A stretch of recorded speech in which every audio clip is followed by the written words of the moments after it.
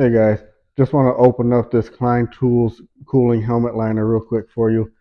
Um, I used to work in construction. I don't anymore, but I know how hot they get. But I also see I kind of have a bald head now, and when my hair starts to grow back, I like to wear hats, and I usually wear black hats. And in the summertime, that gets like really hot, so kind of a similar situation. So I actually got this for that purpose. But let me just open it up real quick here.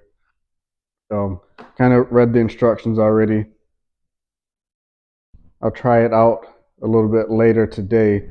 But basically, how it sounds like is all you have to do is kind of put it in a bucket of cold water or bowl of cold water or whatever, wring it out really good, and then it says snap 3 times to activate. So, just know if that's a snap or kind of just shake it out. But anyway, I think really you just kind of shake it out, get it mostly dry, and then you can wear it and put on your hat or hard hat, whatever you're using it for. The material feels nice. It does feel really breathable. So, like I said, I'll do another review after I actually use it, but just wanted to open it up for you and let you have a look at it.